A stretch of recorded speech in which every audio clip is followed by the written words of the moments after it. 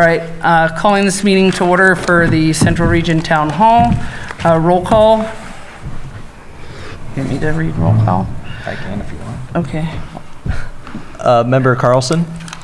Here. Member Pratt? Here. Member Schwenger? Here. Member Pearson? I'm here. And absent is Member Martinez. Priest. Yeah. Okay. All right, so our first item on the agenda is, other than public comment, the only other item will be the discussion and possible action regarding Lake County 2050 Shoreline Communities Area Plan Update Community Workshop. Are you leading this up, Maria? Yes. All right. Start us off. Where would you like me to stand, Sam? Tom. Okay, I'll go upstairs.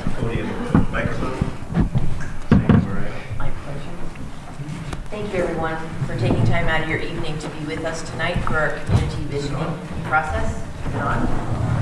Oh, sorry. I kill microphones.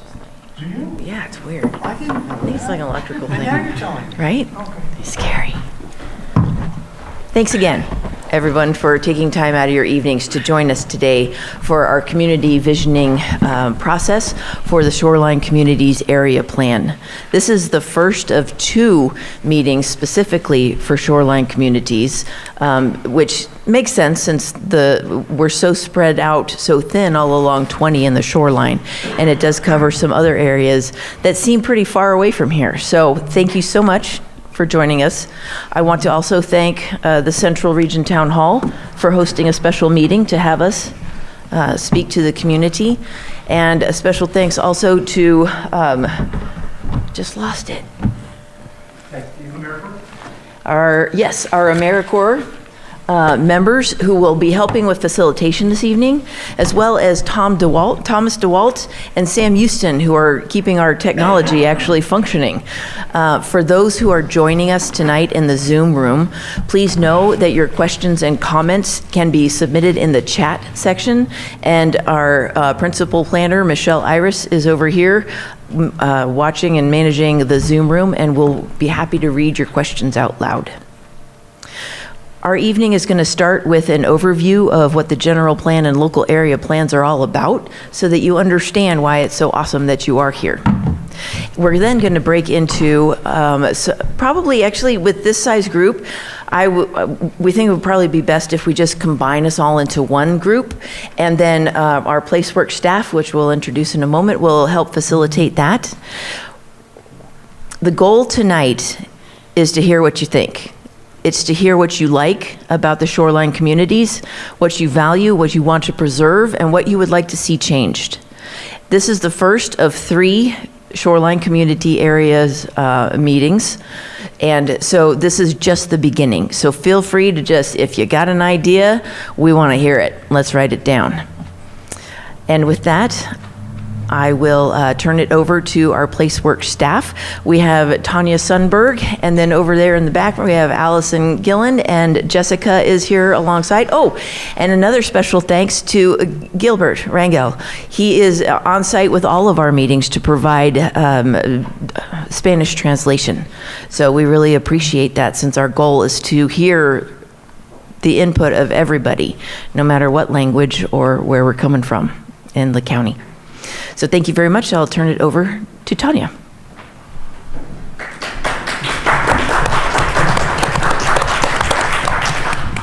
Thank you, Mireya. We can pull up the PowerPoint, and we're going to start on slide 4. Correct, where we have the overview of the project. So as Mireya said, my name is Tanya Sundberg. I'm with PlaceWorks. We're the county's consultant for Lake County 2050. And I just want to echo her thank you to all of you for sharing your time with us tonight. Your input is very valuable and really critical to this project, so thank you again. I think we want to go back one slide. No? Okay, go back to the slide you were at. We'll go there. Okay, so I have just a relatively brief presentation to get everybody oriented to this project and to also what we're going to be doing tonight. So just to start really broadly, what is this project? This is called Lake County 2050. It's a comprehensive update to the county's general plan, including all 8 of the local area plans. It also includes environmental review, which is a process required by state law through the preparation of environmental impact report. I'll talk about that a little bit later. And then it includes concurrent preparation of a document called a climate adaptation plan. That's a county-wide plan that will set up a framework for the county to adapt to the effects of climate change. Well, thank you. All right, so next slide. I want to start out with a review of this document we're updating, the general plan. What is a general plan? A general plan is a long-range plan. In this case, we're looking out to the year 2050, long ways away, and it guides the county's decisions on a pretty broad variety of topics for decisions they make that affect the unincorporated county. The general plan is often called a constitution for the development and conservation of a jurisdiction, and it's called a constitution because it sets up this broad overarching framework for all the more detailed regulations and guidelines and other plans that affect the future of the jurisdiction. So typically a general plan will start with a community identified vision for the future, what you want to be in the year 2050, and then it includes a set of goals, policies, and actions that the county will follow in order to make decisions that will support that vision for the future. An important function of the general plan is that it provides consistent direction so that everybody in the community has some certainty about what the future of the community is. And also because the general plan covers such a broad variety of topics, it really takes some careful thinking, and it really requires community direction like we're getting here tonight to make sure that we set up these policies in a way that balances growth, conservation, and quality of life in a way that supports the community's vision for the future. And finally, another aspect of the general plan is that it documents the baseline environmental conditions so that we all have a shared understanding of the kind of starting point for this work that we're doing in the plan. Next slide, please. So there are 8 topics that state law requires general plans to address. You can see them here on this slide, but the counties and cities are not limited to only addressing those 8 topics. You can have some leeway to address other topics that are really more specific to the needs of your community. So your current Lake County General Plan covers the required topics as well as some optional topics. So it covers the topics that are required of land use, open space, circulation, housing, conservation, safety, and noise. It does not cover environmental justice. That's a new topic that I'll highlight later in the presentation. And then your current plan also covers these optional elements, including the aggregate resources management plan, agricultural resources, geothermal resources, public facilities and services, and water resources. I do want to point out the housing element is part of your general plan, but it is required to be updated on a more frequent basis than the rest of the general plan, so that will be updated separately. And then similarly, the aggregate resources management plan that's currently an appendix to your general plan, that will also be updated separately from the rest of this effort. Next slide, please. So moving on to local area plans. Local area plans are also long-range plans, and they cover some of the general plan topics that I just presented, but it covers them at a more localized scale. So they're really attuned to the issues and conditions in that local area. So your current shoreline communities local area plan carries equal weight as the countywide elements in the general plan. But again, it provides policy guidance that's really specific just to the shoreline communities area.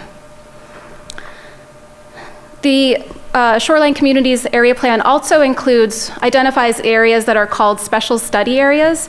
And in these areas, it provides policy and design guidance that's even more specific just for those areas. So the current local area plan has special study area policy and design guidance for the promenade in Lucerne, the the Strand in Lucerne, the Plaza in Clear Lake Oaks, and East Clear Lake Oaks.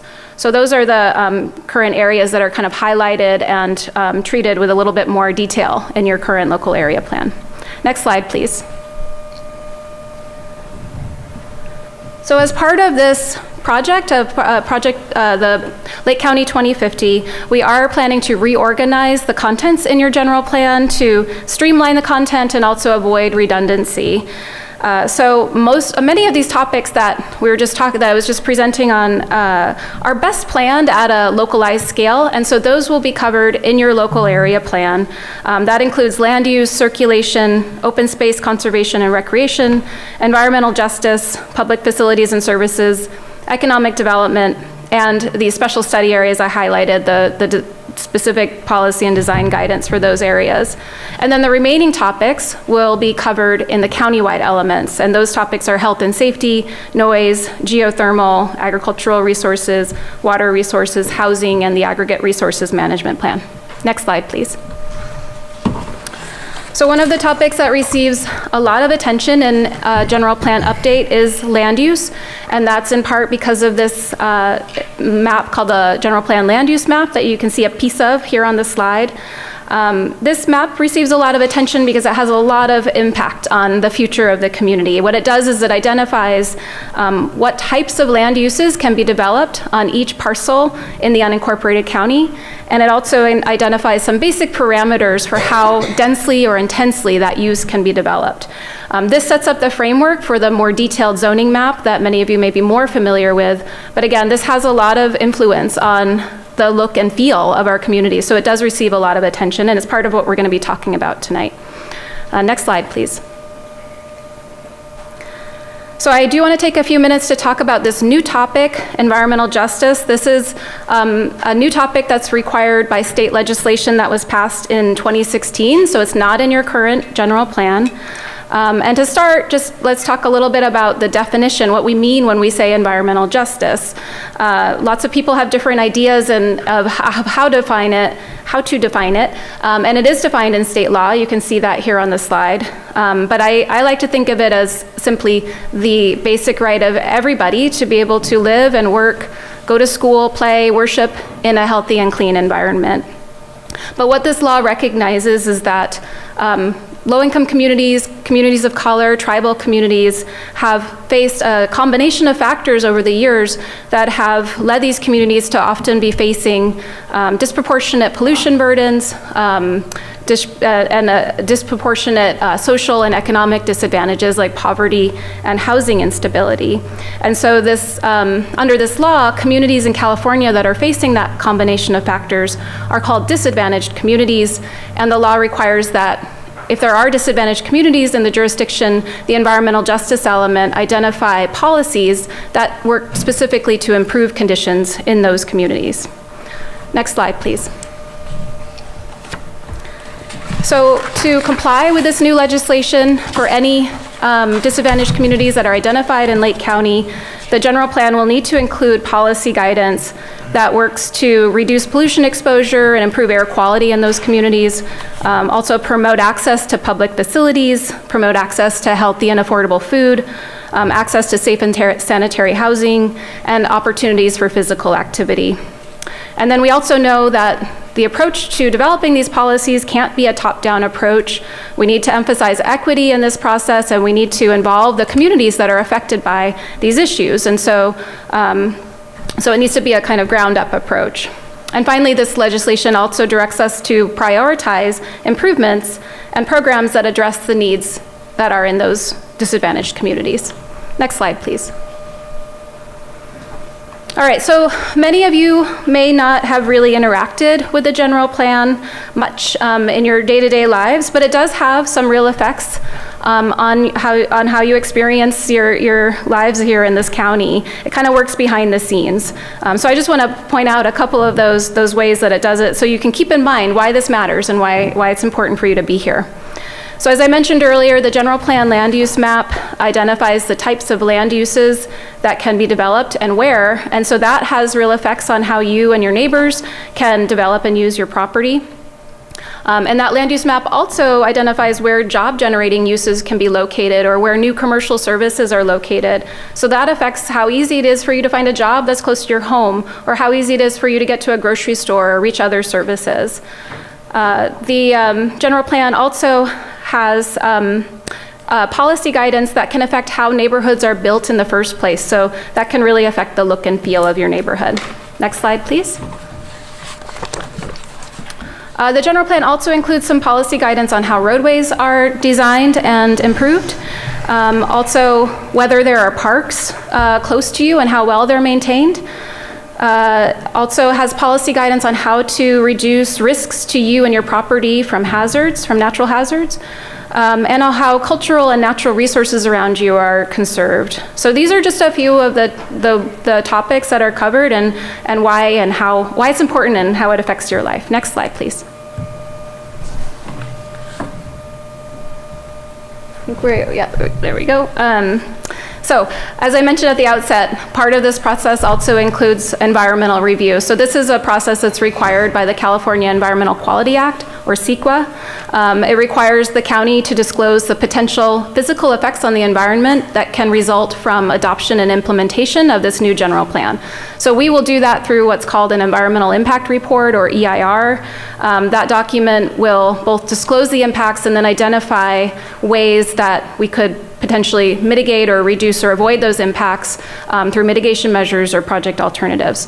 There are some opportunities for public input and comment in this process, including commenting on the scope of the analysis and commenting on the analysis itself.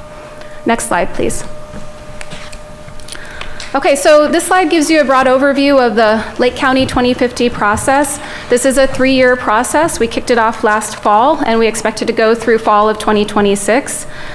The countywide elements process is underway, and that's going to happen more quickly than these local area plan updates.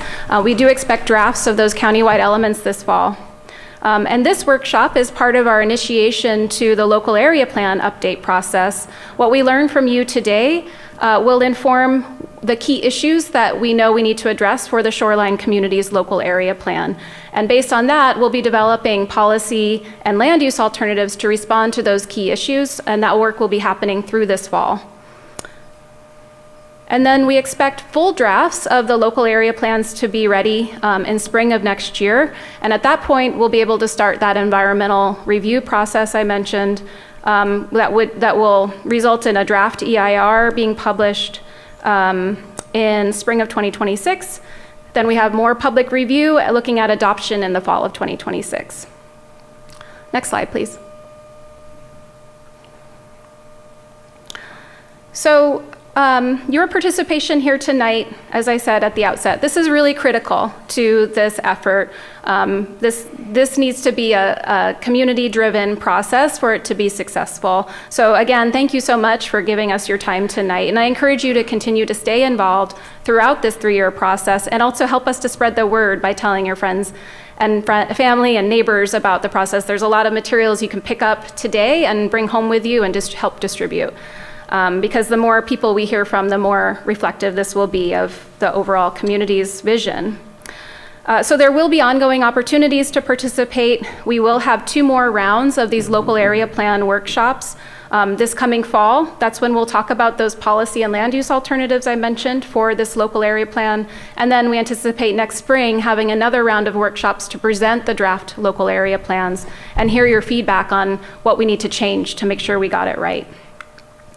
And then there's also other venues where you can attend meetings and comment in comment periods. There are going to be some stakeholder focus group meetings on specific topics. There has been a general plan advisory committee, our GPAC, that was formed. They'll be meeting at key phases, and you can attend those as a member of the public. Similarly, Planning Commission Board of Supervisors will have updates along the way. So I encourage you to attend and share your point of view. And finally, we do have a project website dedicated to this effort, lakecounty2050.org. Please do check it out, and again, spread the word. There's a survey up there right now that you can fill out. We also have hard copies of that survey here. So you can find more information about the project there, and also keep tabs on what's happening by checking it regularly, as well as getting on our mailing list. We'll do the same. Next slide, please. Okay, so before we break into the small group discussions, I do want to just take a minute to review what we're going to do. And actually, we're probably not going to break into small group discussions, but I'll take a minute to just give you a preview of what's next before we do Q&A, and then we can start that discussion. But that way, you have the opportunity to ask questions about it if you would like. So next slide, please. So you have in the workshop overview, that was one of the handouts here, you have these questions on your overview handout, so you have those referenced there. But this is what we're going to be talking about in the next part of the workshop.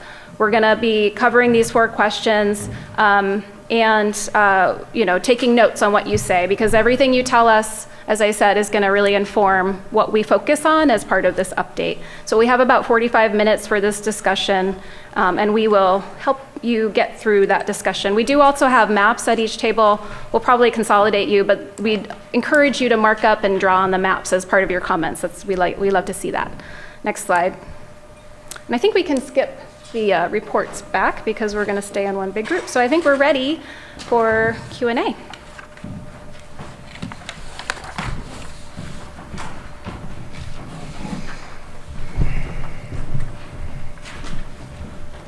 Thank you, Tanya. Does anybody have questions about the presentation, about the general plan, the local area plan, how they work together, anything like that before we get started? Yes? So you said this general plan includes the roads, fixing the roads? The roads are part of the circulation element, yes. Is there somebody on in our chat with a question? Additionally, before, there's a second part to that too. Part of our safety element includes a countywide evacuation plan as well. So roads kind of, you'll hear about roads and public facilities and kind of at a variety of different areas. Was there a Zoom?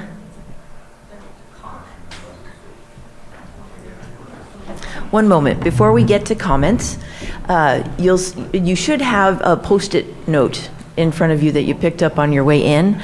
That was our icebreaker exercise to sort of get the creative thoughts going. And so the purpose of the Post-it note was for you to respond to the phrase that we have in this thingy over there, the title of which is "The Future of Shoreline Communities Is," and then you complete that sentence.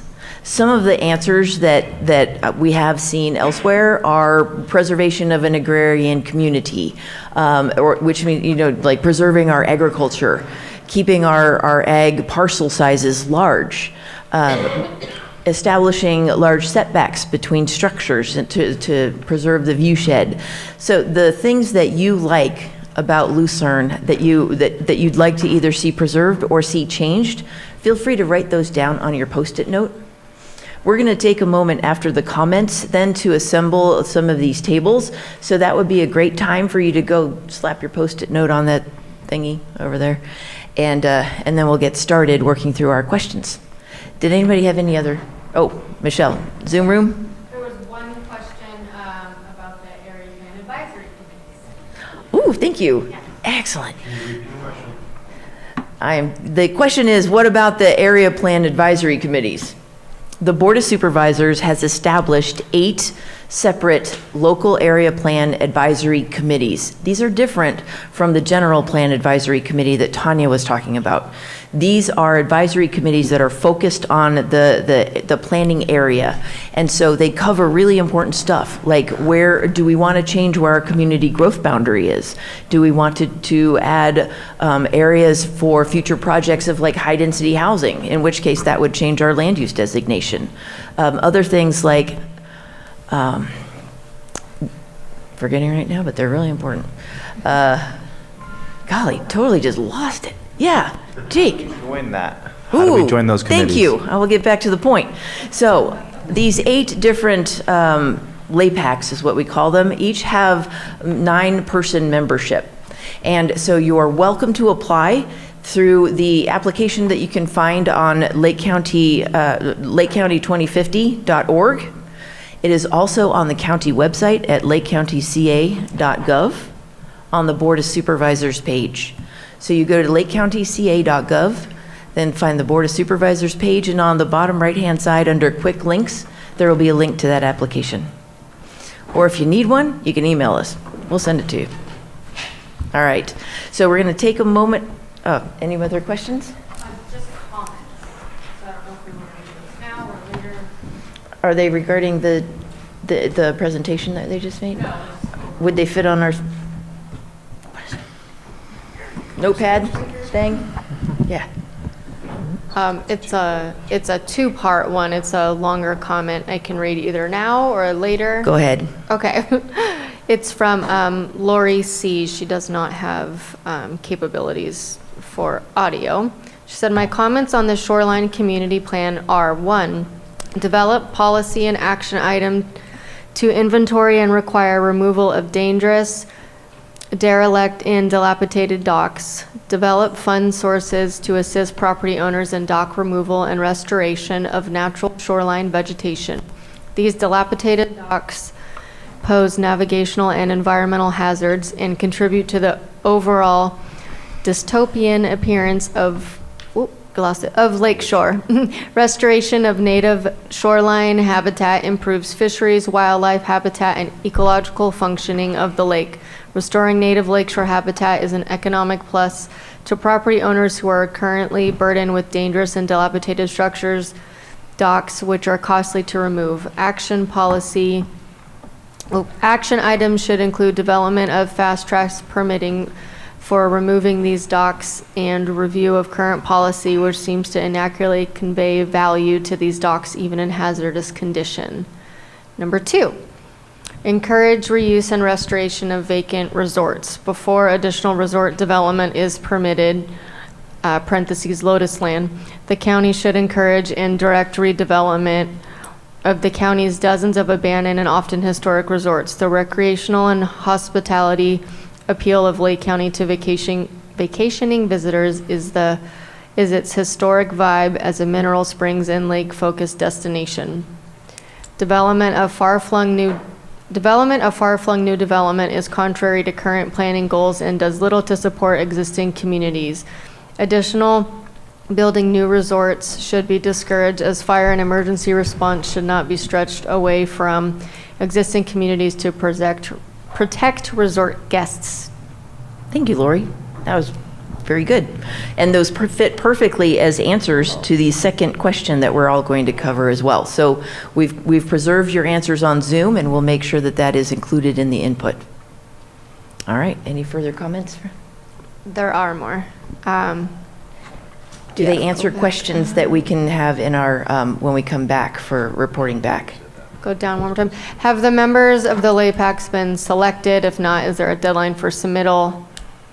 Are they subject matter categories or committees?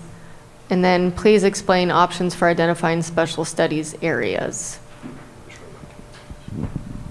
So the LAPAC, the 9-member body does have certain categories. They include one membership for tribal, one for environment.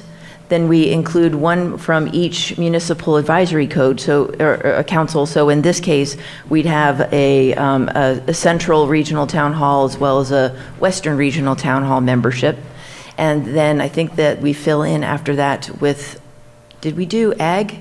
When we have one position for ag, and then filling in the remaining positions for just public at large. So anyone who lives in the district lives in the planning area. I'll have to double check. Okay, we'll double check on that one. So, and we'll get that posted on the lakecounty2050.org just so everybody has access to the same information. We'll collect applications through the month of May in order to be placed on a Board of Supervisors meeting for their appointments in June.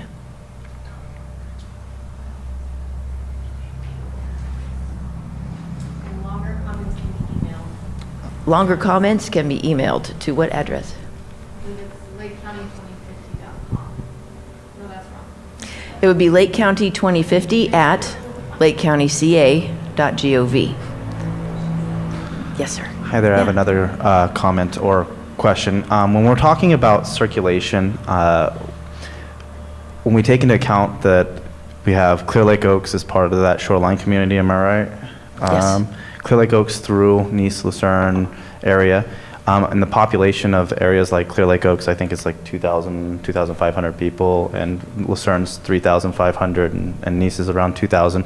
And we talk about circulation and the ability to move. When you go and you drive through Lucerne or Nice, you don't have accessibility for people being able to run on sidewalks or anything like that. So is circulation addressing the roadways more of like the walkability of the area? Because I know we have the highway through there, but we still want to have a walkability through that area with, a population of 2,000, 3,000 people be really important. And I say this because if anybody drives through there regularly, I live in Paradise Cove, so I've driven that road every single day, and I've seen lots of accidents and people who have been hit, and tragedies happen because we don't have that ease of access. But certain areas like Clear Lake Oaks, they developed and had walkways and things like that that would be able to prevent things from happening. Yeah. Is that part of the circulation, or? One thing that I think that your comment is awesome. Your idea is very sound, and I don't want people to get too worried about where it fits in the general plan. I'd like you to make sure that that gets recorded as we're working on the things we'd like to see changed, and then we'll figure out where it goes. So right now, we want to capture what you think is important. So thank you so much. All right, that concludes our online and our Q&A. We will go ahead and take a moment to arrange our tables for our group, our single group. And if you have your Post-it note done and you'd like to go post it, that'd be awesome. Thank you. You can get one up there. You can get one up there. You guys want to go down there so we don't... I'm the vice on the Central Town Hall here, and I'm really looking forward to this process as it's very important to the preservation and the growth of our communities. Thank you. Hello, my name is Greg Bianchini. I live on 13th Avenue in Lucerne. I've lived here for almost 10 years now. Yeah, my name's Charlie Bean. I've lived here in Lucerne for 35 years, and I'm on the board here at the Senior Center. My name is Becky Schwinger. I live in the First Riviera, and I am the chair for the Central Region Town Hall. I am also the board of director for North Shore Fire District, representing the Lucerne area, and I'm also on the board of directors for the Senior Center. My name is Amy Zingoni. I live in Clear Lake Oaks. I have my whole life. I'm currently the president of the North Shore Fire Support Team, as well as the Rockhounds Mineral Association. And I'm really, and a CERTH member, AmeriCorps. And I'm happy to be a part of this. This is awesome. Makes me feel like part of the community. Bruno Sabatier, District 2 Supervisor. On the south of Highway 20 and definitely east of Highway 53, that is the area that I represent. Not all of that, a little portion of that. But so I'm here to listen and see the process go through. I'm Amanda Collins. I live in Clear Lake Oaks. I've lived there for about a year now, and I'm also an AmeriCorps member. My name is Jacob Blue. I am located in Paradise Cove, but I've been a Lake County resident since 2002 and been on the North Shore since 2020. I'm also a business owner and representing North Shore Business Association today. So just wanting to see what's going on, get some information, and then we can present it to our local business owners as well. Hi, I'm John Carlson. I've lived here my whole life, born and raised. I live down in Conote area. I'm part of the CERTH committee, and here to see the growth and see how much we can change and add value to the community. So, thank you. I'm Amanda Joe. I'm a CERTH member. I live in Hidden Valley, but I'm here to help you guys out tonight. I'm Pamela Kaczynski. I'm on the board for the East Region Town Hall. I live in Clear Lake Oaks. I'm also on the vice president on the board for the North Shore Fire Fund, so it's nice to see some people here from the North Shore Fire Protection District support team. I did, East Region Town Hall. I spelled it out, but Earth. Yes. Sorry. I should say. District 3 Supervisor E.J. Crandall. I also live in Lucerne, and so I'm really glad to be a part of this and glad that you all are here to give your insight and input so that we can, provide a better future and plan for a better future so we can know exactly how we need to develop and how we need to live. Well, thank you, everybody. It's great wealth of knowledge I can tell that are here. So I'm really excited to have this conversation.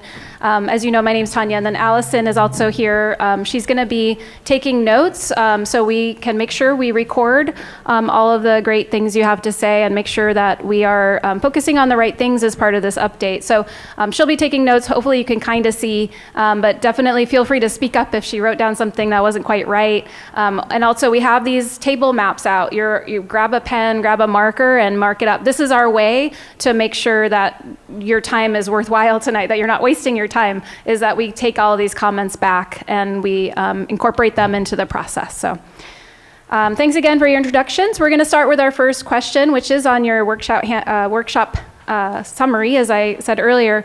So this is really, we're focusing now first on the positives. What are the things you love about this region?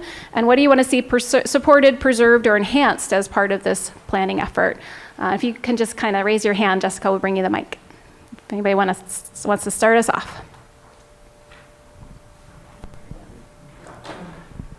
One of the things that I love about this area is we have some of the best views in the entire world, and every time that I get to drive to work, it is a scenic, enjoyable experience.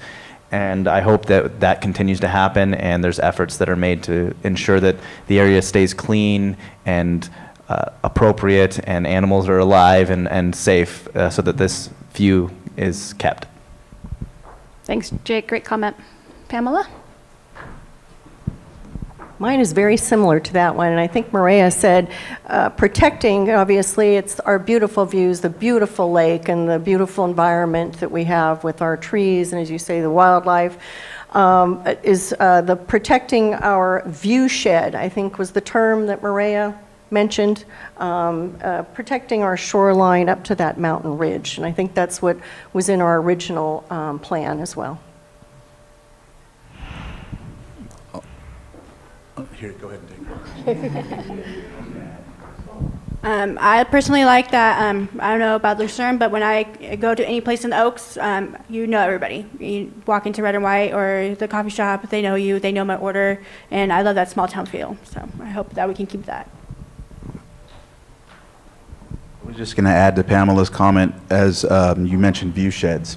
And in one of the most recent Planning Commission meetings, the District 3 Planning Commissioner had mentioned how culturally and ancestrally view sheds were very important, as well as cultural artifacts and resources. So just wanted to highlight that, that it was honored the same way, even pre-contact and pre-colonialism. So just wanted to emphasize that.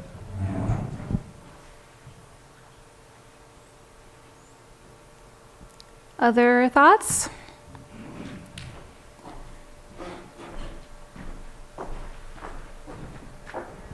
So I grew up on this lake as a second home over in Lakeport, and we would always come over to the shoreline for fun and beauty and our friends and things like that. And that's what I love about this shoreline area. There's such great potential for such beauty, community enjoyment, and recreation, and I'd really like to see that come back. I really like the person that made the comment about, because I made the same comment at the last meeting last night about the dilapidating docks. They never existed in the 70s. Thank you. Yeah, the next question, when we get into the challenges, that's where we tend to hear a lot of ideas, and I'm looking forward to that. But we'll stay on some positives for now. I'll say that when driving down Highway 20 and you're going and seeing all of these little communities, I love that you don't have to go far to find the shops, the restaurants. They're all right there because it's such a perfect destination to have it right off the highway. And the parks. You can't drive through this area without noticing the beautiful parks from Clear Lake Oaks all the way to Lucerne. They're just kind of sprinkled all over the place, and they're very accessible, very obvious that they're there. And so keeping those types of accessibility and attractions is important, if I may say so. You may. That's welcome. I have to say, as an outsider, I'm very impressed by your parks, especially in unincorporated counties. So, good job. Other ideas? There's so many great things here. What else do you want to see? When we think about this, we're thinking about, again, things we want to see preserved, enhanced, as part of this effort. Are there other things you want to highlight, that we want to have policies that are really explicitly calling for some? You know one just from experience. Okay, let's bring that mic. Okay, we'll go for. Okay. I just wanted to say that we do need to have some more support for businesses and restaurants in the area. We're currently down to 2 restaurants now, Foster Freeze and then the Bistro, and they seem to kind of all go out of business. That also affects the, tourist attraction, people stopping through. There isn't a whole lot for them. We have a vacant restaurant directly across from the Harbor Park that would be a great venue. I don't know what we could do to try and attract, some entrepreneurs or whatnot to the area. Thanks, Becky. Well, we'd like to see enhancement to your restaurant scene. I know that recently, within the past couple of years, small box stores were an issue, likely the Dollar General, and so less of those I've noticed from the communities in our district are really having issues with those. So we need to make sure that we have that implemented so that other small businesses aren't affected by these as well. And the only reason I share that is because in each town hall they've went through these type of discussions. So bringing it here to talk about it so that when you implement your plan, it's in place. Great, thanks. Is it okay if I make a comment on something that was said? Yes. What you said about restaurants, and that is a really important, there's a lot of access in the community for that. So there's this thing, I work as a business consultant, it's Community Development Block Grant, which is funding available for small businesses to start up as long as they're in the unincorporated area. So if they're outside of the Clear Lake or Lakeport area, they have access to loans at 1% and a lot of educational services. Opening up a restaurant is a huge jump, and sometimes you have to know your area, you have to know your demographics, and it takes a lot of energy. I personally have helped with the Bistro, love the family. Alex and Eden are amazing people, and they're here to stay, so that's really important. Their whole point is we want to make sure that we stay in this area because so many things have been leaving. So there is access to that, and if you know people that are wanting to become entrepreneurs or working in that area, they are always welcome to join in the North Shore Business Association meetings and get access to educational services to start their business, because there is a lot of vacant property available for people who are wanting to begin starting a business. So we look at it as like, all these businesses are leaving, but really this is an opportunity for new businesses to join, and reassociating yourself with that image instead of all these people are running away, and seeing it as an opportunity instead of a, degradation of the community is important. Okay, thank you, Jake.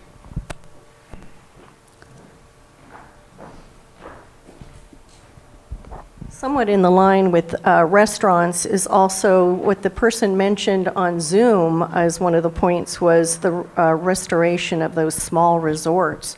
When the Canocti Harbor Resort, which was a big anchor for the lake, had closed, it was a domino effect with all the other small resorts and restaurants and so forth. So I know they're just partially open, not fully open over there, and hoping that those restaurants that are, resorts, small family resorts, were so much fun. We took advantage of them before we bought up here. It was a great place to bring the children and great access also to the lake. So I would like to see that and the tourism development. If there's more of people staying in those small resorts, our Best Western in the Canocti, then they're not staying in our neighborhoods in Airbnbs, which Supervisor Crandall knows is a big problem for me. So I would like to see those developed to the way they used to be. Great, thank you. And that might be a good segue into our next question, unless there's any last comments about the assets, the great things about Lake County. Oh, go ahead.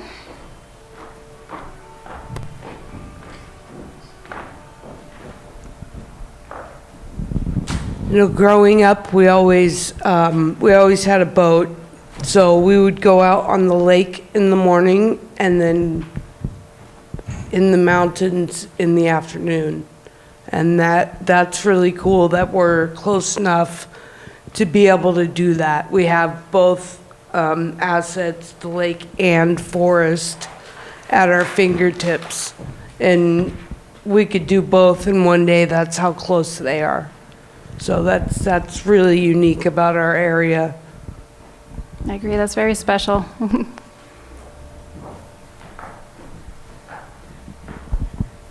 Actually, I'd like to not only agree with that point, but to further it.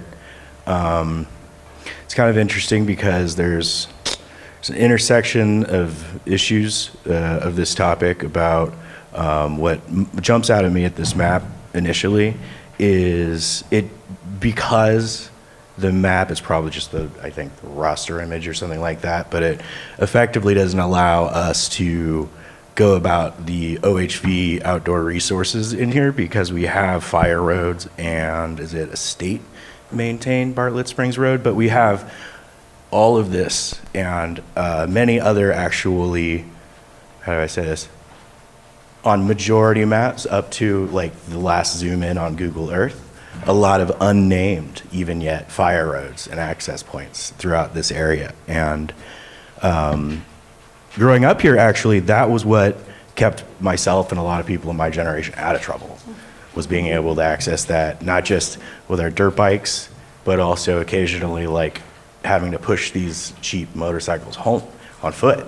So there are all kinds of opportunities from, I would honestly argue, not just the High Valley Ridgeline area, but honestly to Spring Valley and even the Indian Valley Reservoir. Because in all actuality, all of these communities that have that land available to us as we look north, we all have to kind of weigh this every day, whether or not, for example, if you don't have a four-wheel drive pickup truck, can you access that really? Can you afford it really? Or can you walk that distance with your cell phone, maintaining cell connection, that if something were to happen with you and your loved one, you can get in touch with some help. To me, it's a major part of the component here, and it's difficult to weigh its importance because in reality, this highway, which obviously is our most convenient route and also obviously our transportation primary objective, it's actually newer to our communities than those back roads areas. So to us, it's one of these difficult things to have to spell out, but I'm really glad we're here to try. Thank you. Great. Thank you, Austin. Yeah. Okay, so I think I do want to move us on, but I'm wondering, Michelle, should we, are there comments in the chat that relate to assets in the community? There are. We have Lisa, who does not have audio, so I will read hers, and then we have a couple other participants that should be able to speak over Zoom. We can give it a whirl. I will read Lisa's. She goes into some challenges and solutions as well, so I'll just stick for this question to the assets. She said, I enjoy the undeveloped ridge lines around the lake. She also speaks about value on open space and access, natural habitat conservation, and watershed protection as assets. And then I didn't know, does anyone else in the Zoom wish to speak? Looks like we have two other participants. This would be related to question number 1 about what are the assets and what would we like to preserve.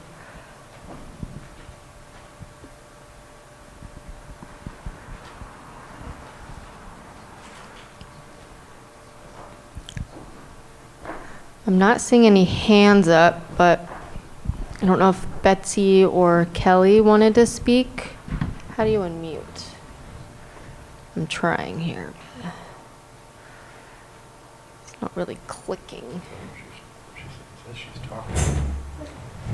Betsy's unmuted, I think. Bear with me. I can move under. Try again, Betsy.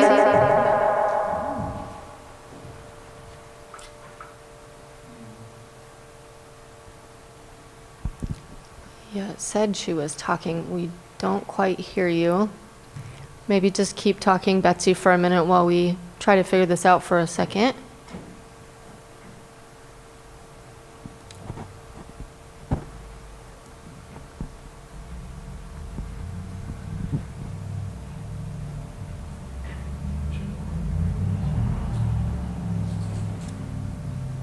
It says she is unmuted, and I can see that she's trying to talk. Yeah. Technology is wonderful when we can get it working There is a chat that's perfectly. I wonder if they're communicating via chat. Yeah, Betsy, not sure why we're not able to hear you. Should we try unmuting her? And then we can circle back to this, or Okay. or we can do written comments separately. Yep, no problem. Betsy, if you want to type them in the chat, I can go ahead and read your assets in a moment here. Thank you. Okay, thanks for your patience, everyone. Yes, go ahead. I just wanted to add one more thing. It's an asset that we unfortunately tend to forget quite a lot. I know that Supervisor Crandall has worked on expanding it, and that's the national monument that we have in our backyard. And I think that speaks to the back roads and just protecting not even protecting, just mentioning it for the sake of what does access look like? What does the direct routes to it look like? I think that as a county, and I'll just say it for myself, I don't think we've done enough to try and I know we've tried, but we've failed and we haven't gotten to the point of what are the access points? We have some signs that say that the monument is there, but we don't have any signs that say like turn right to go into the monument. The way that we're advertising it can be a lot better. And so it's there, it's the back roads that everyone enjoyed in the past, but it's how do we highlight that as a bigger destination for that area, because it surrounds us all around. Great, thank you. All right, I'll give a final option for anything in the chat before we move on to question 2. The other participants can hear her. Oh, weird, okay. Okay. Is it possible if I... Oh, yeah. Yeah, we could put the Well, Zoom maybe on while the they're phone. figuring that out, that came up, Supervisor Saboteur, that came up last night also, and it was actually my issue. I said, we need to promote all of this area as the gateway to the Mendocino National Forest and the National Monument. It's such an asset that needs to be protected, but also needs to be utilized. And our forest is the most underutilized forest in California. Thank you. Yeah, thank you for that. So I don't want to spend too much more time on this one question. We've got 3 more to cover. So let's just move on, and if we do fix the audio issues, we'll maybe have some time at the end to circle back for the Zoom participants. So let us move on, and then hopefully by the time we finish this one, we can get the Zoom people in with their comments directly. So we're going to move on to question 2, which is about challenges that we're facing. What are the challenges that this shoreline communities region is facing? And as you think about that, think about what would you like to see changed in this region to make it a better place to live and work? I should say some of these comments seemed like they were also, some of the comments seemed like they were, they could have been categorized under that questions, so I went ahead and put them there. Homelessness and like I would love to see the bathrooms at the park at Nylander locked at nighttime because I don't feel comfortable taking my nieces there when they come over and visit. I take them just back to my house because of people using drugs in the bathroom, and it's something that I don't want to expose them to. So I would love to see that in action. Thank you. One of the major problems I see is the North Shore image. When I tell people that I work in areas like Lucerne, Nice, or even Upper Lake, there's an image that there's a large population of homeless and a large population of drug users and whatnot. And I think it may be because of the ease of access that everybody's walking along that highway and that's all you see. If that's all you see, that's all you think is there. There's so much more to the community. There's so much history. There's so much more to see besides that. So if we could find a way to change that image, and I think one of those ways is that ease of access, that roadway, if we just cleared that up and made it look a little bit nicer and put street lamps or some type of walkway that would be appropriate, it'll change the image of the area, because I absolutely hate when people think negatively of the North Shore, because it's not. It's a beautiful area. It's one of the most beautiful scenic routes ever. There's so much history, and EJ, I know he talks regularly about the history, the Native American history that's there, and there's so much there that needs to be changed. So the image is one thing, and the second thing that I would state is somebody had mentioned, I think it was you, Julia, about not the docks. Man, put on the spot, you forget things.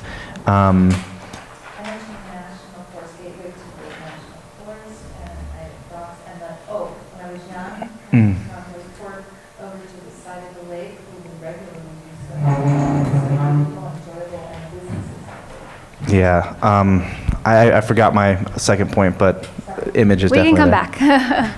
Thank you, Jake. And I also was reminded too, when you were speaking about your comment or your question that was also kind of a comment during our Q&A earlier about circulation and wanting to make sure there's safe places for people to walk through sidewalks and lighting and stuff like that. So I think that overlaps a little bit too with your comment about the image, right?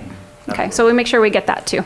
Okay, go ahead, John. One of my big concerns is preserving the water in the lake, keeping it clean, and keeping the levels high enough, because just a couple years ago it was so low that you couldn't launch a boat, and so people didn't want to come out here to waste their time to just sit on the shores, you know. And it closed down to almost 3 launches, and 2 of them were private, I'm pretty sure. So that's one of my big concerns on that. So. Thank you, John. Other challenges you want to highlight? And when we think about shoreline communities, things you want to see changed? Go ahead, Amanda. Speeding through the towns, Lucerne and the Oaks and everywhere. It's crazy. I can't even cross the street with anybody stopping, actually. No one stops for me to cross if I'm at a crosswalk, regardless. And they go way faster than the posted speed limit, which is unsafe. You know, we have a lot of people walking dogs and kids, and, you know, we want to keep our community safe, so.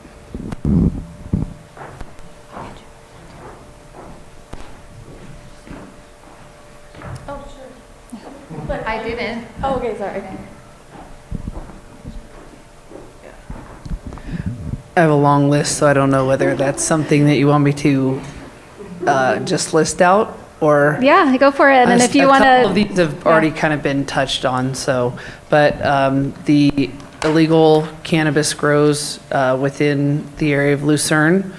Obviously, the dilapidated docks. I own 2 docks on the lake, and my neighboring docks are in horrific condition.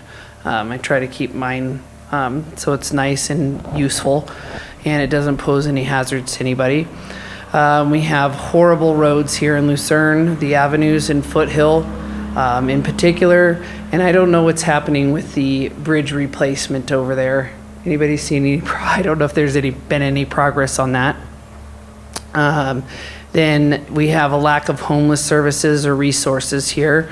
You know, I'm concerned also about the water quality of the lake because it really is a big deterrent. You know, a lot of people will come up and they just they think our lake is nasty.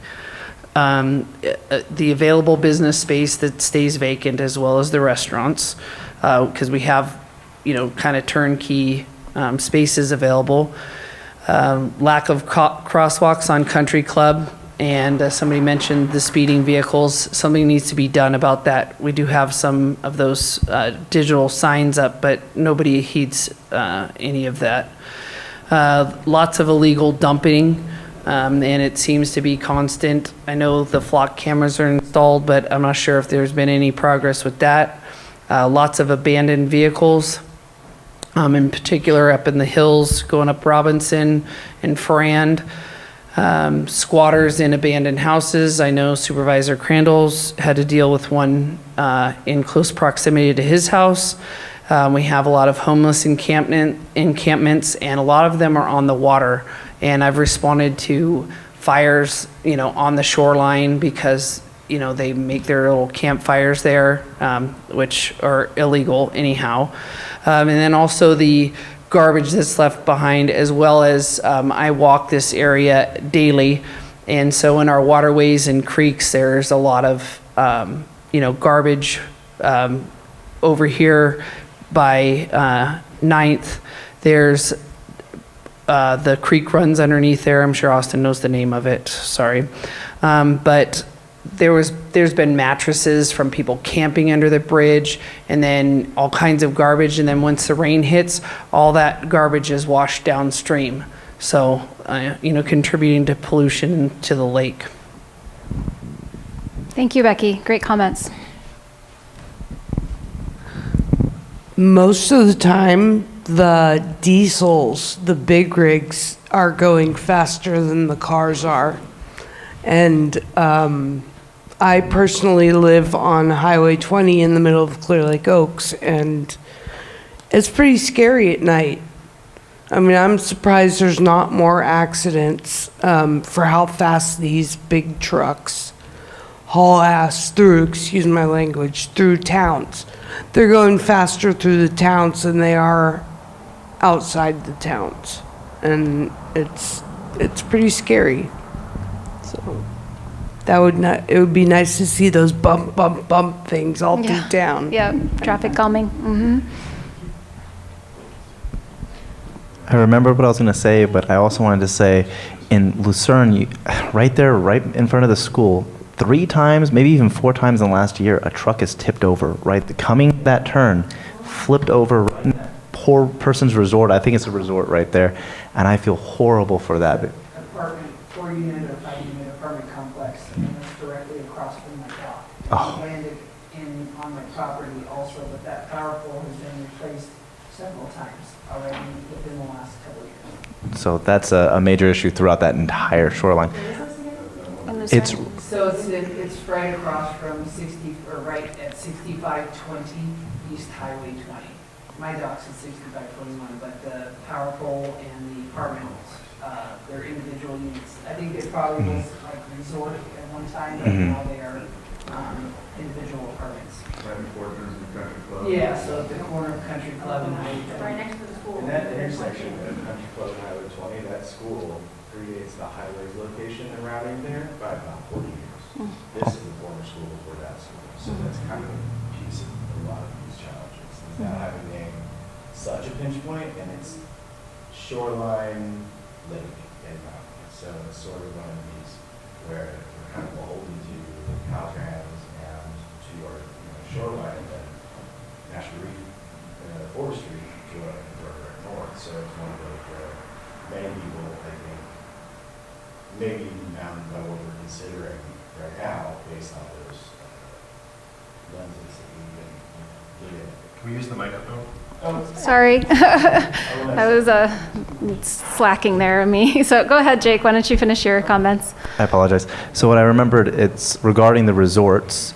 And if you grew up in the area, I grew up in the 2000s, and I can't imagine how people feel who grew up in the 70s when the resorts were brand new and gorgeous. But even from the 2000s to now, the dilapidation that has happened in the resorts, especially on the North Shore, it's really sad. So if there's some type of revitalization grant or something that can happen that will contribute to those, it would be amazing because it'll add people visiting, and we have this beautiful lake with a great bass tournament that happens regularly, and that helps everybody, you know. So those resorts can really contribute to the rest of the community.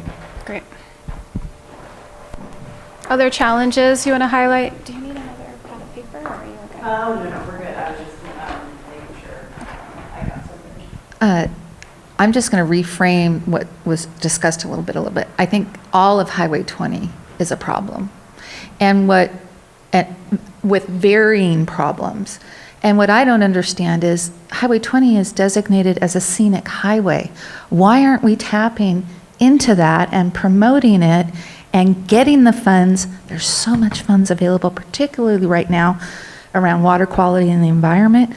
For a scenic highway, I mean, I'm telling you, Highway 20, from what these people said, I would add, people are passing on Highway 20 in the lanes and areas where there is expansion. People are getting killed all the time on Highway 20, all the time. I mean, we're not talking just seldom, all the time. And we've got to do something. Highway 20 is a problem. Thank you, Julia. Other challenges? Yeah, go ahead, Greg.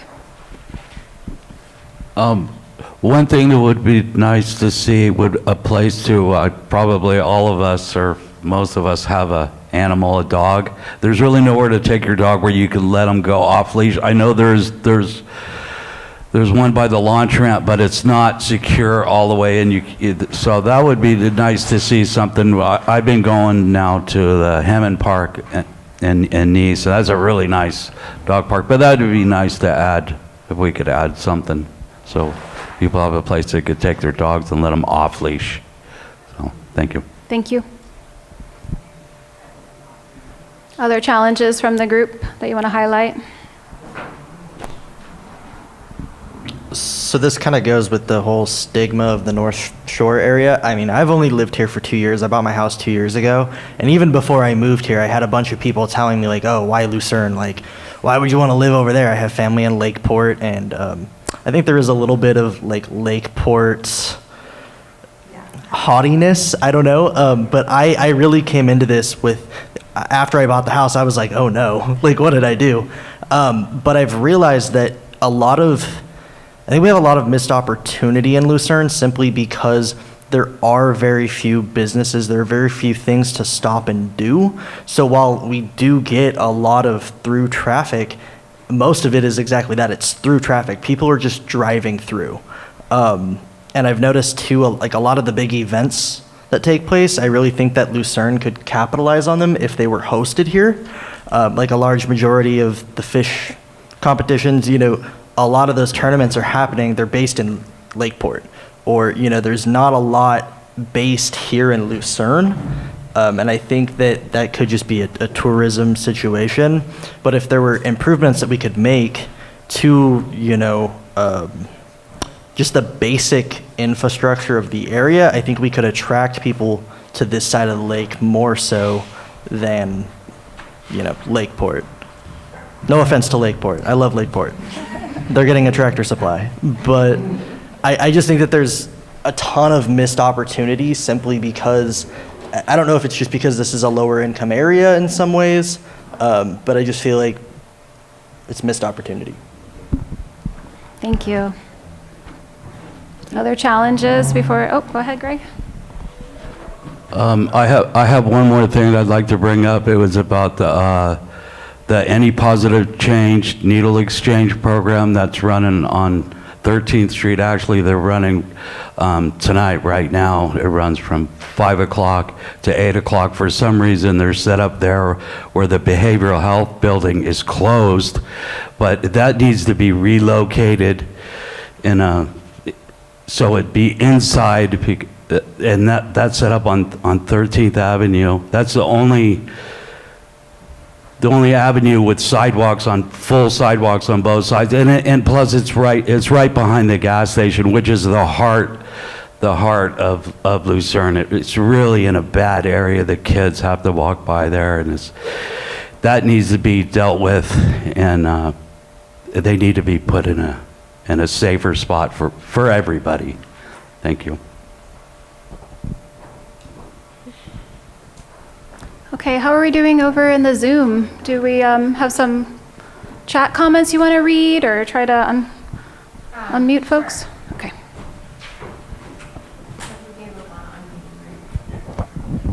Yeah, unfortunately, we're not able to receive the audio from them, but I will go ahead and read the challenges that some folks noted. Let me go back. There's a lot.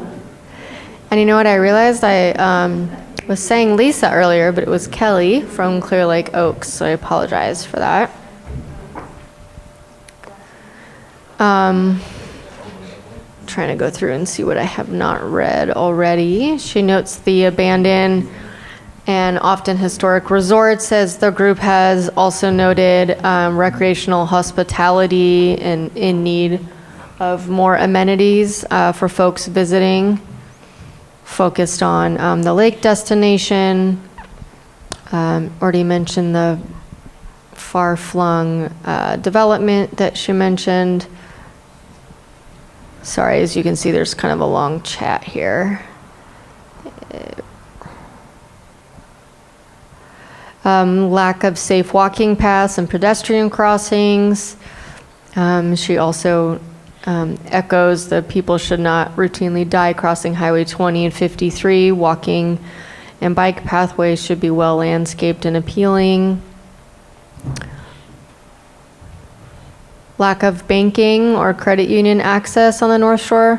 Residents using, I think it's supposed to say fee-based ATMs are trapped in the cycle of poverty.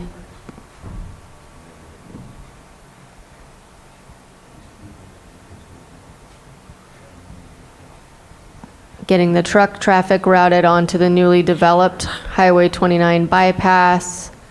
Just asking if that's a Caltrans or law enforcement matter.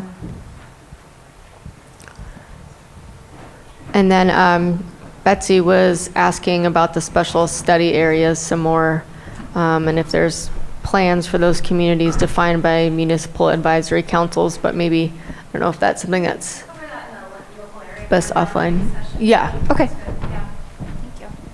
Thanks, Michelle. Thank you for your comments, folks in the chat and the Zoom. Any final comments on challenges from this group before we move on? Yes. So I'm doing my best not to get the stink eye from Supervisor Crandall, so I'll speak specifically about the area that's District 2. And thinking of my friend Paul Duncan behind us, the wildland urban interface, because of the proximity of the mountains to the city area, to the community growth boundaries, creating that safe buffer zone between wildlife or wildland and an urbanized area.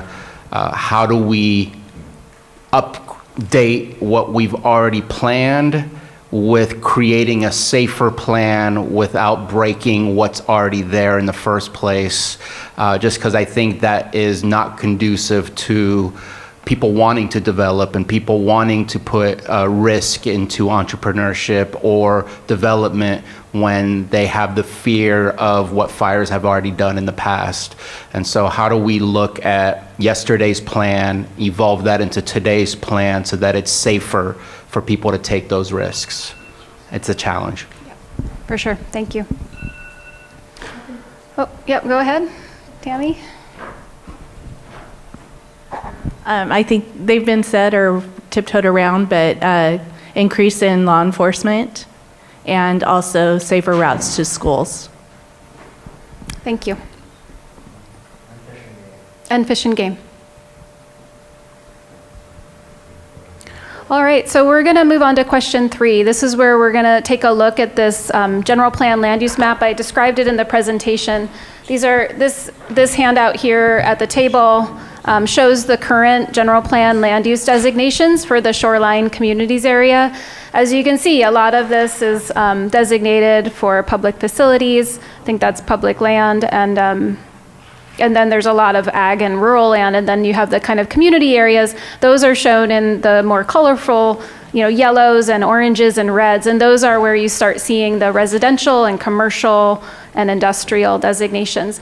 So that's what's in your current general plan land use map. We are going to look at what changes we need to make to that map.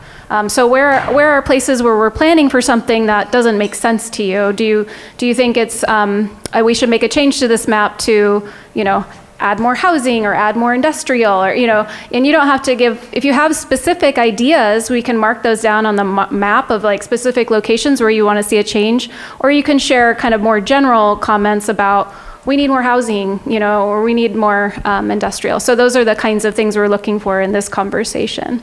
So I'll open it up to any thoughts about land use map changes. Yes, go ahead, Julia, when you get the mic. Please, more mixed use. More mixed use, especially along Highway 20. It allows for residents and businesses to be together. It would allow for pathways to be built. I mean, when you're looking at mixed use, that opens up all new funds for government agencies. So more mixed use. Thanks, Julia.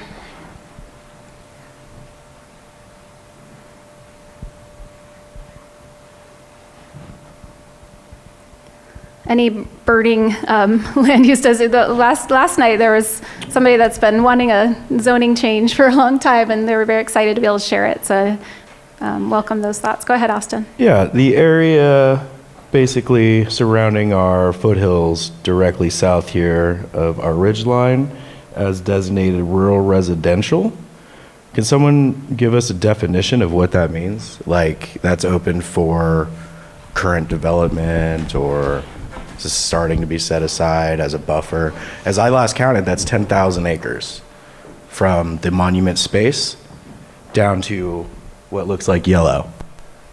I counted that on Google Earth a while ago. But those 10,000 acres are extremely valuable to us, and there are our wildland urban interface as well. So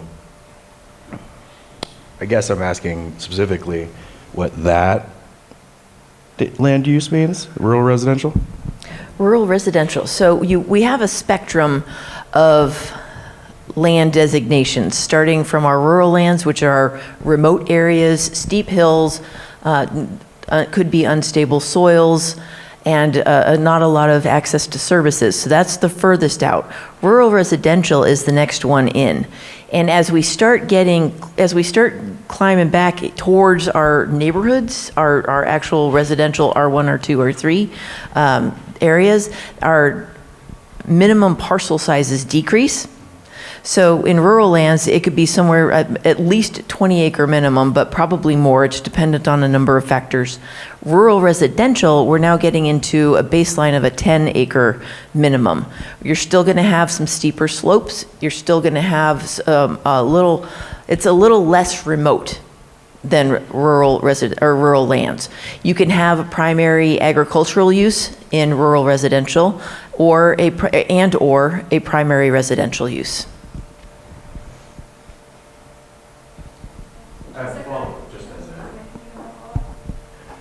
So if those, as I'm hearing that designation being defined as a little further out, but still capable of services, those services meaning like EMT and fire? Yes, you'd still have you'd still be in fire districts. The services that we would not be looking at in rural residential are municipal water and sewer services. Those are limited to within what we call community growth boundaries. And Right. do we have a map of those? I think it centers around the town of Lucerne. Yeah, those are clusters that you'll see in the different towns where you're going to find your public water and your public sewer. Okay. I asked that specifically because as I follow the map along, there's sort of a northward pointed, almost finger shape here. As I'm tracing that, I believe that's the PG&E substation, and the light green rural residential marked areas all around that area and our direct north here, they're accessed by like 2 fire roads.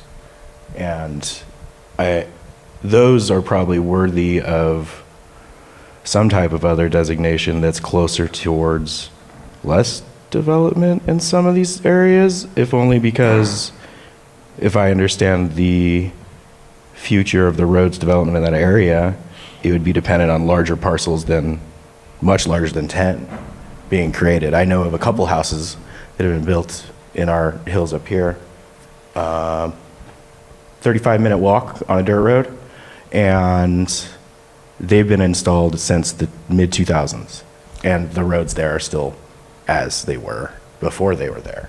And so my concern is that if those areas are open to that development further without graded and or paved road requirements, which I don't want to ask that of the future residents of those potential mountainside developments, where is that lead if we are those open to redesignate, or at least in smaller chunks? I believe so. So what I hear you sort of asking is, I'd like to see less development in these areas. The smaller parcel sizes that are allowed through rural residential may not be appropriate due to its less of more rugged roads, less direct access. And so what you're saying then is it possible then for us to tag that area for a likely designation change to go from rural residential to the larger minimum parcel size of rural lands? Does that sound about right? Am I hearing you? Yeah, or even if there was a path to designate certain rural residential plots as I know them between the map and my actual experience out there, to at least prioritize 1 or 2 as potentially, say, culturally relevant. There are trailable pathways that remain back there, some of which are dirt roads. And at the same time, a lot of those being paths to, I guess, plots that could be residences and may belong to somebody, may have future development. Residents are kind of stuck without knowing if we are to be able to access those publicly, right? Because as if it shows here, rural lands, as it's defined, most likely sounds like it's in private hands and or the bank. So I guess that's what I'm asking. Is there a route that we could prioritize certain spaces of the rural lands and rural residential, rather, designations to allow for public facilities or public lands use? Cool. We're going to capture that one. Because I think that's a yes, but we'd have to drill down to the particular parcels if you were interested in a certain area. Additionally, one of the characteristics that affects the Shoreline Communities Area Plan that may not affect some of our other ones are our substandard older subdivision. Those are our paper parcels. And those parcels were created in the 30s and the 40s when the standards were much different. So they don't currently have municipal services, except for like there's one sewer like on one road that half the parcels are gone anyway because they've eroded into the lake because of the unstable soils. And so the Board of Supervisors created the substandard older subdivision specifically to help people understand the extra requirements that would be needed in order to develop a house on one of those parcels. They include building a road that is able to accommodate fire personnel and emergency personnel, and that would be a road that would go from a county road all the way up to your parcel. So as you can picture these parcel, the paper subdivisions in your head, that's like a lot of winding roads, which have been bladed but never paved, and they're not wide enough.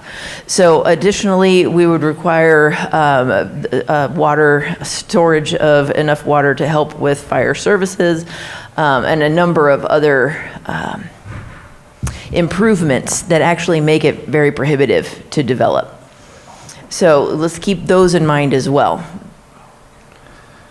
So just to emphasize what Austin had said and what you just said, if you look at the tax defaulted properties in this area, actually if you pull up the tax default, the GIS at all, the majority of the tax defaulted properties are right in that area.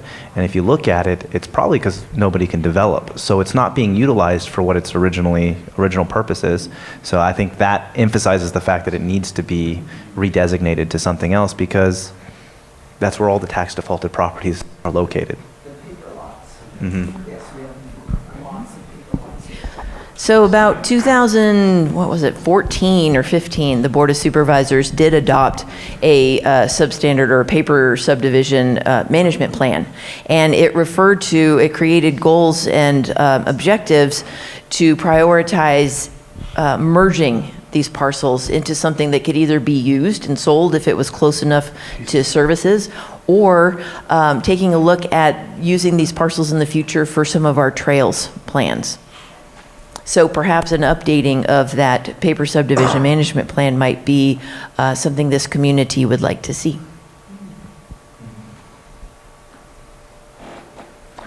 I've got a question on our services here, our fire department and paramedics. I mean, it's inadequate now. So what are you planning to do we need to get it caught up to now, let alone going forward.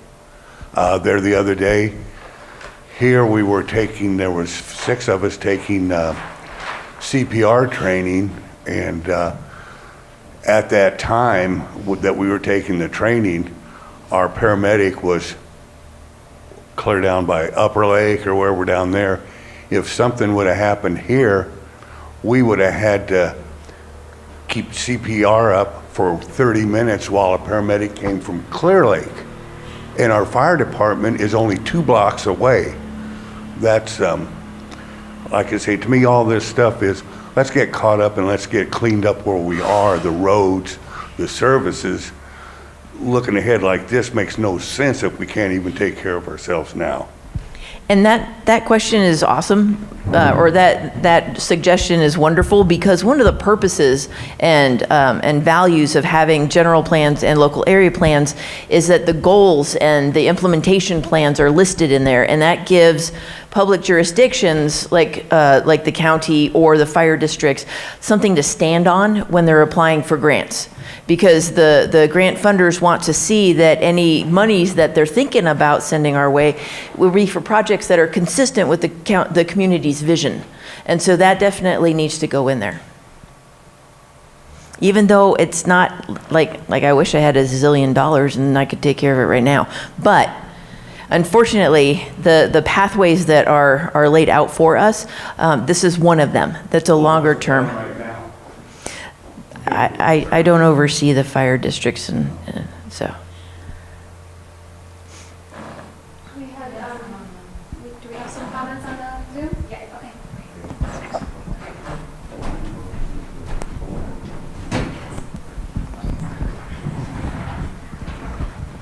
All right. Scroll back up here. So Betsy Kahn says we need support for the provision of real community center services, especially needed for emergency preparedness and response capacities. Lucerne, I know this is the previous question, but Lucerne Alpine Senior Center most likely will be the location of community-wide assistance for reducing hazard risks and coordinating evacuation assistance resources, but does not have the means to add services. So then going back to question number 3 and land use, Kelly says residential development should occur only within incorporated city limits, and new development should not require extension or development on new water and wastewater systems. Eliminate rural residential land use designation. Walkable, community-focused housing is more affordable and defensible. And then it looks like that's just repeated. Thank you. All right, any final comments from the group on land use map changes? Go ahead, Julia. Yeah, Jessica's got it. Just to spin off on, I just said mixed use, but there's a reason behind that, and it's what you all just talked about, including not having proper services today. When you've got commercial and residential together, you are helping the stress on public safety when there are issues like that. And along the Highway 20 corridor, having residential mixed with commercial allows for opportunities of funding that otherwise, with only it being commercial, doesn't allow for. So there's other ripple effects from that, but those are just the highlights. So that's why I'm saying more mixed use, all the way down Highway 20. Thanks, Julia. Hello, I'm looking at this map, and it looks like there's only on the avenues that run up, it looks like, I'm pretty sure that this is 13th Avenue, and they have this listed as community commercial, but there's only one business, and that's a behavioral health business. There's only one business on there. There's just homes. There's no businesses. So- I mean, I know there's the Lucerne Hotel, the castle, but that's on Hotel Street. Yeah, so in that situation, those lots that have homes on them could be redeveloped for a commercial use if we leave it as commercial, or we could change the land use designation to reflect what's there on the ground if we want to see that stay. So do you have a thought about whether it should be changed to a residential designation, or should we leave more options for more commercial development in that area? Well, I'm not sure on that. I just think it should be a group, everybody, that the homeowners need to get together on that and decide on that. But Yeah, okay. I did notice It's good to that when note I that. purchased my property, I think, I believe it's only halfway up the street. It stops halfway. Okay. It's commercial, but I did notice it's marked on here commercial, but then the highway is not labeled as commercial. I don't know why. Anyway, thank you. Okay. Any other thoughts on that and the commercial designations in the town center along Highway 20 and the side streets that connect? Make it easier for you. This is obviously hard to see the detail, so if we go online with the county, and then we can actually see the detailed designation, or where do we find this easily on the county website? Thank you. So the easiest way to get there is Google Lake County, CA, so you don't get Lake County, Florida. Lake County, CA, GIS. That'll take you to the county website. And then to access the GIS, which has a number of different maps with layers, you'll have like a disclaimer that you click OK, and then it comes up on this panel. On the left-hand side, you'll see what looks like a satellite map. Click on that one. That's the parcel viewer. And then if you go, when it opens to the parcel viewer, you'll see something that looks like 3 sheets of paper, the layers icon at the top right. Click that. It'll create a drop-down menu where you would click on general plan. And it would then color the whole county with the general plan land use designations. And that's where we can get the That's where you can zoom in and see each parcel. Mm-hmm.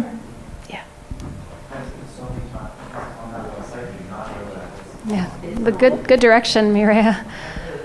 All right, we have a little bit less than 15 minutes left, and I appreciate all of this great input, but I do want to move us on to the last question so we have time for that and a couple minutes at the end for some next steps. So the last question is to take a look at the map. Sorry, excuse my reach. You all have this map around the space. This is the map of the local area plan boundaries across the entire county. And so as a last question, we want to ask for your input on whether you think changes are needed to those local area plan boundaries. Tanya, I want to make sure we capture Betsy's question regarding the areas of special interest. Yeah. I think that might actually tie in with the question that we had about Yeah, let's make sure we capture Betsy's comment about the areas of special study or interest, because I think that might actually relate to Greg's comment about housing where it's zoned commercial. Some of our areas, like the Strand and other, I think we have 2 or 3 in the shoreline communities that are, they were created during the time of redevelopment back in 2008 because this is what the community was thinking they wanted to develop. And so some of those areas are zoned like planned development commercial or just C2 or commercial because that's what the community at that time thought we wanted to see there. And so, so let's make sure we, Michelle, can we capture Betsy's comment regarding the special areas? Yes.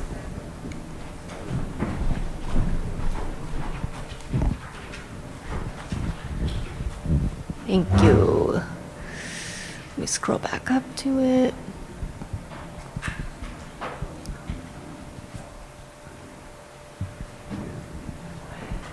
She said, asking about the specification of special study areas subordinate to the shoreline communities areas plan for those communities defined by municipal advisory councils, question mark. Also mapping changes that have been asked about by the GP advisory committee.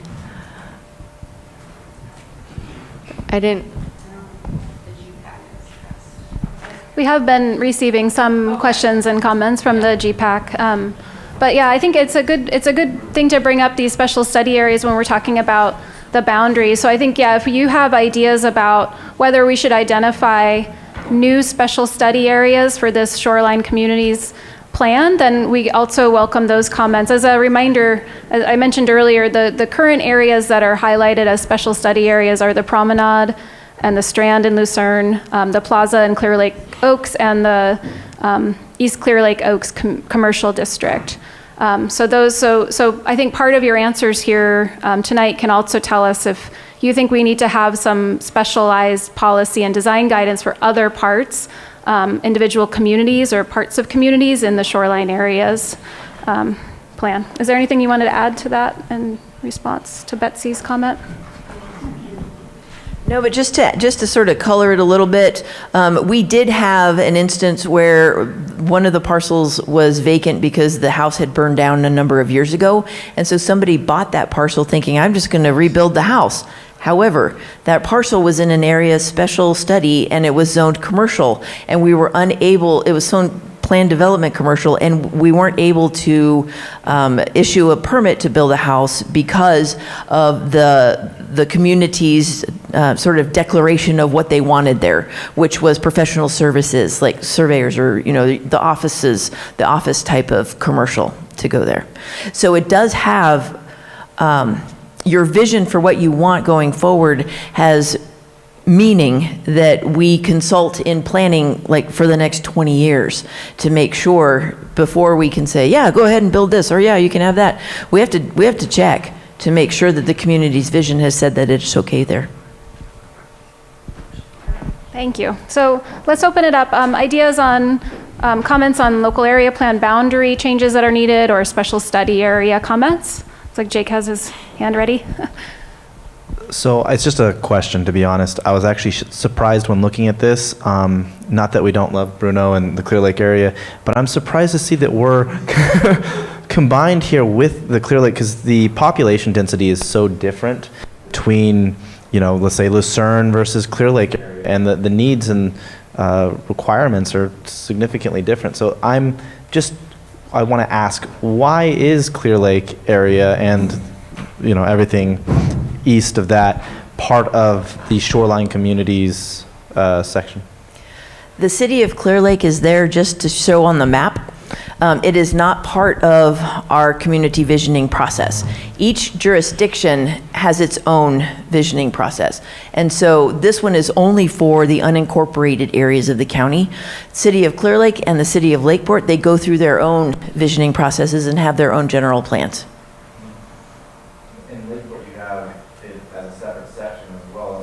Mm-hmm. The areas surrounding Clear Lake would have its own.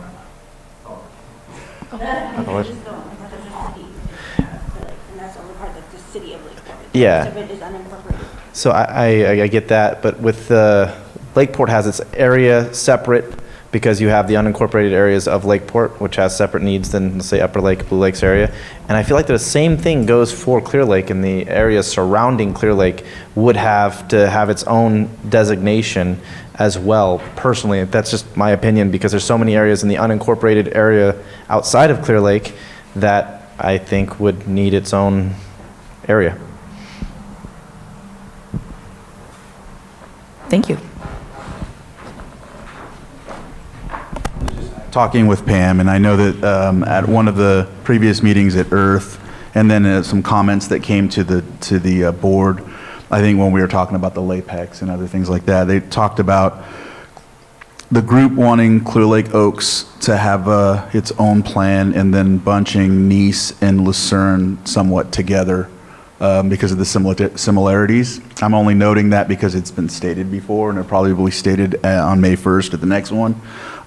So I'm just mentioning that, and also so that the CERTH group hears it, so that you have your idea as well of how you want, if you wanted your area to be different or however. I think that's the question, right, that you're asking? Yeah, if we need to make boundary changes, and I'm seeing, it sounds like there's suggestions for maybe creating a new area plan that goes kind of between Upper Lake, Nice, and shoreline communities, as well as Jake's comment about maybe a new area plan for the unincorporated area around Clear Lake Oaks, right? Yeah, go ahead, Supervisor Savassi. My guess is that Clear Lake being in the shoreline communities is a relic of the past, because Clear Lake's only been a city since 1980, and these area plans have existed prior to that. So I'm pretty certain that that's the case. But I'm kind of going to piggyback on what Jake was saying, which is like Landrum Ranch area down Highway 20 on the way out towards Colusa is a vastly different area, and I know that we just saw the demolition of the Paradise area as well, and not sure if the area plan can provide the same level of detail for what's needed in 600-acre lots and other areas that could potentially become something that can attract folks. In the past, Paradise definitely did. But in comparison to the level of detail that's provided for more, in my opinion, area plans are definitely highly appropriate for community growth boundaries, but not necessarily for those offshoot areas which east of the city of Clear Lake all the way to the Colusa line is definitely a vastly different detail of what would be appropriate and what would not be appropriate versus the community growth boundaries that typically the area plan would seem to engage in. And maybe Maria can correct me if I'm wrong, that that level of detail is possible in an area plan for something so drastically different, or if it would need to be kind of segregated out in a sense of saying these are more the mountainous areas, not the shoreline areas type of thing.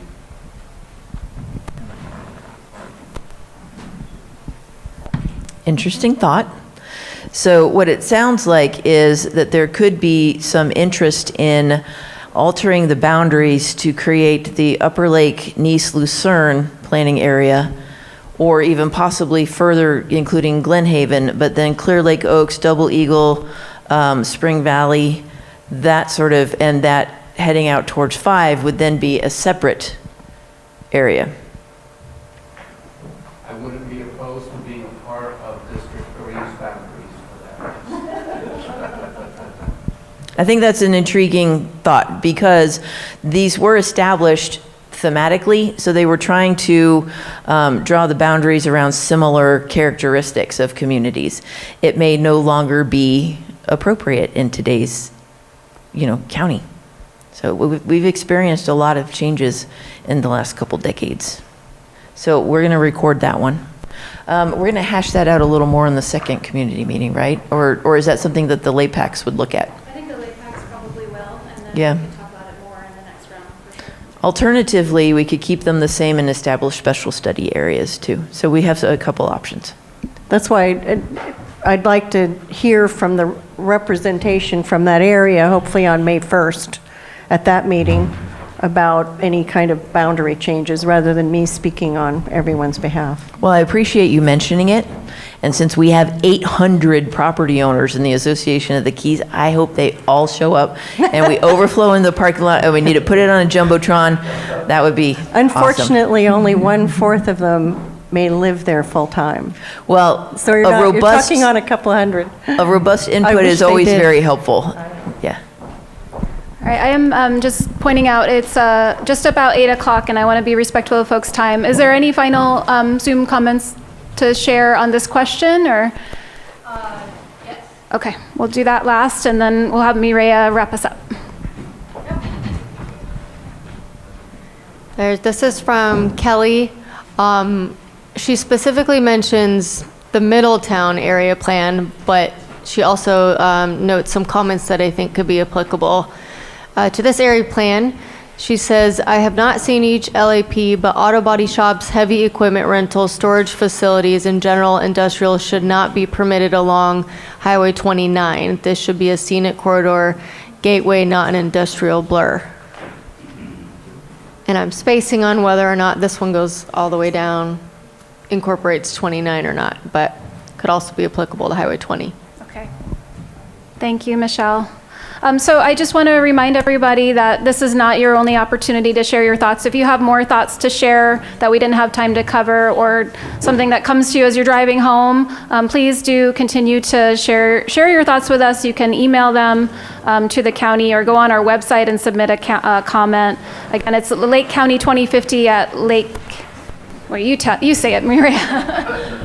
Our email is lakecounty2050@lakecountyca.gov. Additionally, you can also just go to the lakecounty2050.org website, and there's a link there for an email. You can send us emails through that as well. All right, since I have the microphone, the last thing. If you have not seen our one-page survey, real easy one to fill out, please, if you have a minute after we're done, if you don't need to run off, let's have you fill that out, because not only does it capture your input, but you also get a snazzy, please model, Tammy, where it is. Get a snazzy, oh, thank you. Thank you, Pamela. Pamela has one. Pamela's Savannah right now. Oh, there it goes. There you go. Snazzy license plate holder, which is our way of getting the word out even further as you drive around the county. It has our website on it. So we won't make you, but doesn't it look nice? It's awesome. All right. It does. And it has our website on it. And additionally, just want to leave you with encouragement to apply for the local area plan advisory committee. This is the group of people that's going to get down into that nitty gritty and decide some recommendations for any changes that they'd like to see, or anything they'd like to see preserved going forward.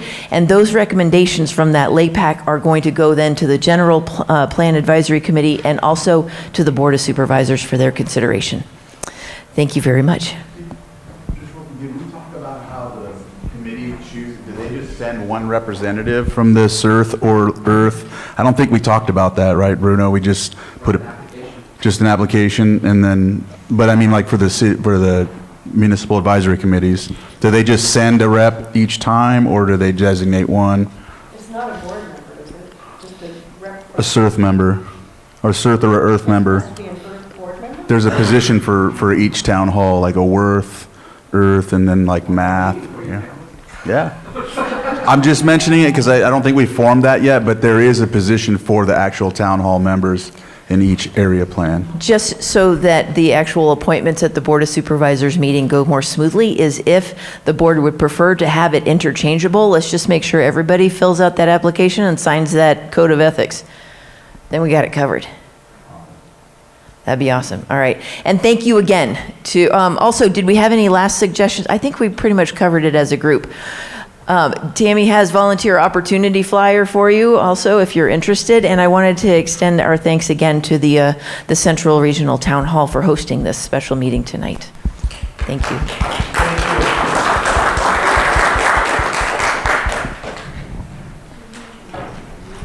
Is there anything, are you guys good? Do we need to do any kind of close with this? Okay, we'll do a quick close with the town hall.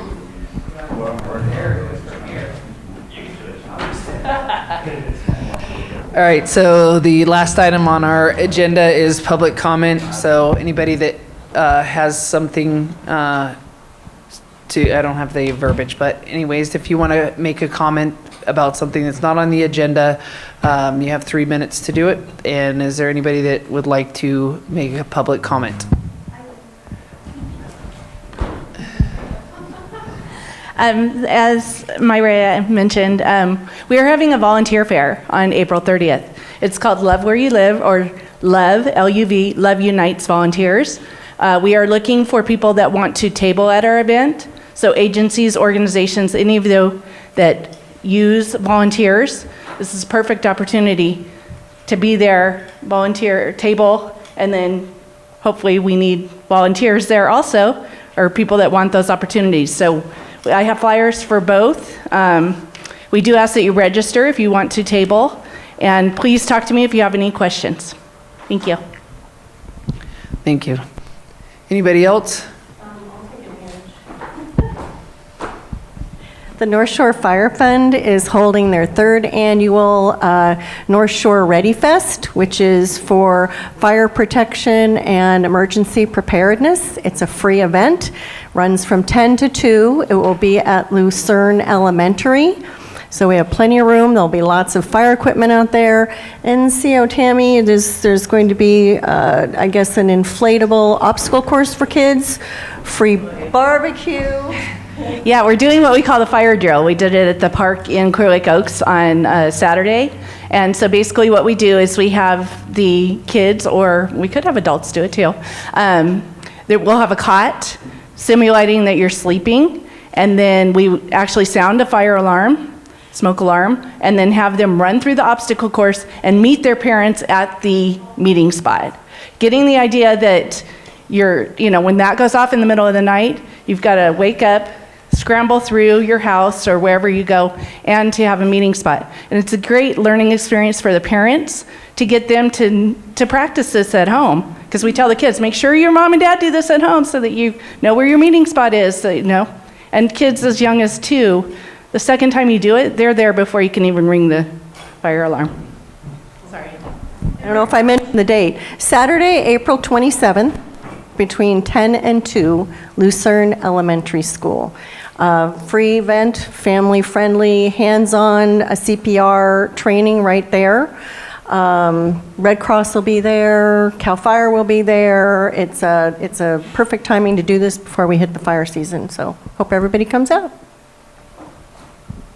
Thank you. Anyone else? Support team, join it. We need members. That was it. And applications can be found at the fire department office on 7th Avenue during the day. And if you happen to contact any fire department employees, they can also assist you with that. And when's our regular meeting? The second Monday of every month. And location changes from time to time, so you might be able to get the information from the office. And then also, for those of you that are interested in what's going on in your community and about your fire services here, and if you like to attend meetings, we have the North Shore Fire Protection District Board meeting is tomorrow, the 10th, and it's at 2 p.m. At the district office on 7th Avenue. I was just going to thank, on behalf of District 3, I want to thank all of you for coming and doing this. This is very important. And most importantly, Maria, this is one thing you wanted to tackle right away when you got into the position, and I appreciate that. I really do. I was on the Planning Commission, and that's when I first started working with Maria. And even back then, we would go through some of the area plans because, of course, like I mentioned before, Dollar General, all these other different agencies were wanting to put things up, and we referred to the area plan and the general plan. And so just it's something that's going to carry us into the future. I'll be 74 in 2050, so I just highlight that. But again, thank you. This is very important, especially talking about the different insights that we have that as compared to when this all was established in the beginning, when we're talking about Clear Lake was barely incorporated in the 80s, and it's still on, so it's just making these simple changes to get us to a better spot. Thank you. Anybody else? All right, hearing none, the meeting's adjourned at 8:08. Thank you, everybody, for coming. And thank you very much to the Lucerne Alpine Senior Center for allowing us to host our meetings here.